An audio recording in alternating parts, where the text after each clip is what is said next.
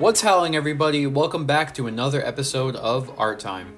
With the numerous Star Wars projects coming out this year, like The Mandalorian, Bad Batch, and the Ahsoka series, I thought that it would be appropriate to do a Star Wars fusion episode. And since the Avatar live action series is coming out, I thought that it would be fitting to take the main three characters from the Aang gang and put them into the Star Wars universe to see how their stories and designs might change. If you like the designs and want to see a part 2 with other characters from the Avatar series, let me know in the comments. That said, let us begin. Aang was born in the age of the Old Republic. Raised in the air temples of the Force, these Jedi were taught the sacred ways of mastering the element of air within the living Force to add power into their telekinetic abilities. Aang was able to master the abilities of air quite easily. So easily, in fact, that he was of the same technique and mastery as the Grand Masters of the Air Nomad Jedi Council. He was then forced to go into the caves of the temples in search of a message from the Force. This is when he had gained his Kyber crystal and had a cryptic message from the Force. The Air Jedi Council gave him the options from numerous lightsabers, and when he had chosen random parts used from Jedi of the past, it was revealed to him that each lightsaber piece was from an avatar of the Force. A chosen one from one of the elements of the galaxy that is to keep balance between the nations. However, the young Air Jedi did not wish the massive pressures of being the chosen one and wished to continue to learn with his classmate. Looking to clear his mind, he had taken his space purgle Appa and went to travel within space. However, after being cast into a wormhole, Aang and Appa were lost in a time loop for thousands of years. He would later return on a water planet and meet some of the last remnants of the old Southern Water Tribe Jedi. This is where he met one of the last Southern Water Jedi, Qara, and her water acolyte brother, Saka. Through the years, the three and many more would battle the Fire Nation Empire and the Sith Fire Lord, and bringing peace and balance to the galaxy. Aang would work his way to mastering the elements, the dark side and the light side, and once again proving that the Avatar is one with the Force. For his design, I wanted to make sure that I got his body right. I didn't want to draw Aang at the beginning of his journey, but instead imagined a more young adult version of the Jedi Avatar. For his robes, I wanted to make a blend between the looks from the Old Republic styles, more specifically from the Jedi Survivor game, and combine it with the orange robes of the Air Nomads from Avatar The Last Airbender. I decided to give him a double-bladed lightsaber as I thought that it would match well with the staff he carries in the series, and I gave him a blue lightsaber to match with his tattoos. Now, an argument can be made that Aang could use a green lightsaber, but I would say that Aang would most likely give up his lightsaber and fully depend on his Force abilities like Yoda or Darth Sidious. Lastly, I made a cool background by combining Cloud City with the air temples and making the sunset background with the floating islands of the planet. That said, here is Aang, Avatar of the Force. Qara grew up in a small village of the Southern Water Jedi with her older brother, Saka. A planet full of water and ice that once had Jedi who could feel the Force and have a deeper understanding of the water within living things. However, the Southern Water Jedi were attacked by the Fire Nation Empire and purged of all of their Jedi, including Qara and Sokka's mother. Being the last Southern Water Jedi, Qara trained herself as best as she could, and considering the fact that she did not have a proper master to teach her, she was a fast learner. For a long time, it seemed like things would never change. That is until a young Air Jedi appeared and changed her life forever. With her mother's lightsaber and becoming the companion of the Avatar, Qara would travel across the galaxy to bring peace and justice to the fallen Southern Water Jedi.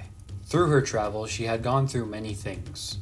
Being told that she was not good enough to ever be a Padawan, but only be a healer by the Jedi Grand Master Pakku, defeating her feelings of the dark side by not slaying her mother's killer, even defeating the Fire Empress and Sith Azula. Qara would eventually bring back the rise of the Southern Water Jedi, becoming a Grand Master, and would widely be known as the best Water Jedi in the galaxy. For Qara, I had taken inspiration from the designs of Ahsoka Tano in Rebels and her new series, and Rey from the sequel movies.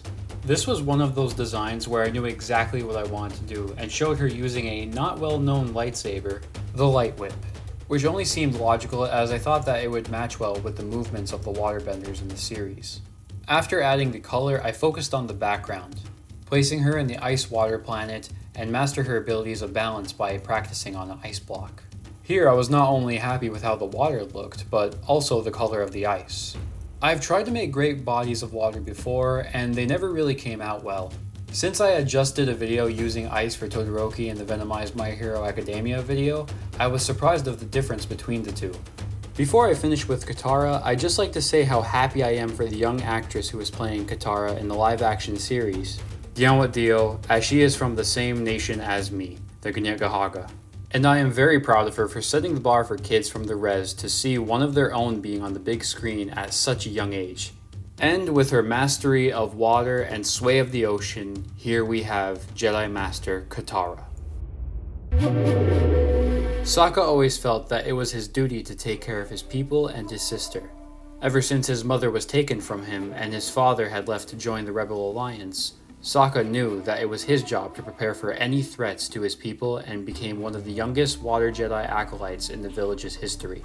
After he and his sister had met the new Avatar Aang, he would later find out that this would be the choice that he would make that would not only bring peace to his people and sister, but would also allow him to reshape the galaxy with some new friends. Through their travels, Saka proved himself to be an intelligent strategist and capable fighter. However, for years he struggled with his internal feelings of remaining relevant next to his more powerful Jedi friends. Saka then decided that he wanted to prove himself as their equal and transform himself into a warrior of legend who can stand next to the Jedi, a Mandalorian. It was through his master, Pian Dao of House Jian, would teach Saka everything he knew about being a Mandalorian, but also teaching him how to use a lightsaber just as a Jedi would. It was towards the end of his training that Pian Dao had given Saka his armor and challenged him with a final battle between master and apprentice. Saka, being victorious, was gifted with a legendary weapon, the Dark Saber. Eventually, Saka would hang up his helmet and join a life of politics and represented the Water Nations in the Republic Senate, using his words and his good heart to keep the peace without violence and proving himself yet again as the leader he was meant to be. First thing I knew about this design was that I needed to nail Sokka's personality and his stance. So I drew him holding his signature boomerang and smiling at the viewer. I struggled to figure out where the pieces of his original clothes would go and that it would mix well with the Mandalorian way of life. So I kept the fur parts of his Water Nation clothes and attached the armor to it. At one point I added the necklace he uses in the show, but decided to make it into a Beskar necklace and attach his under armor where the helmet could connect to. Speaking of his helmet, I wanted the helmet to be as unique as he is. So as I drew his helmet, I based it off of the helmet he wore in the Siege of the Fire Nation.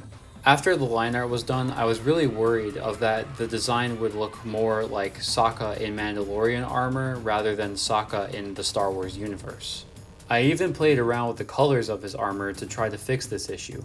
However, I decided to keep the armor a basic gray/silver color and put myself in the mind of Sokka, keeping in touch with the love of being a warrior, his clear interest in wolves, water tribe pride, and honoring the moon. I used all of these ideas and put it into the armor by adding war paint over it, and this made the design. After his armor was done, I struggled with the background. I first wanted to place him in an icy planet with maybe a snowstorm, but I thought it would be nice to place him in a ship of his own, a symbol of both his leadership and hard work. Let me know in the comments what you think Sokka would call his ship. I was thinking Moonshine, but let me know what you guys think. Making it look like an old beaten up rebel ship with the darker colors and machinery in the front, I thought this would match well with his pose with him being proud of his new ship.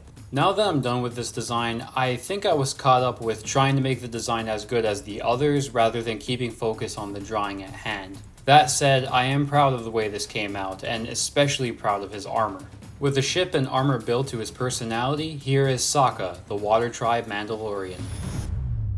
So here is the Avatar The Last Airbender trio in the Star Wars universe. If you like this video and like me to explore the other characters from the Avatar world, let me know in the comments for a part 2. If you're looking for more videos like this, check out if the Justice League was in the Star Wars universe or which Lantern Corps the Teenage Mutant Ninja Turtles would be in. Subscribe for more, and this is Batwolf, howlin' out.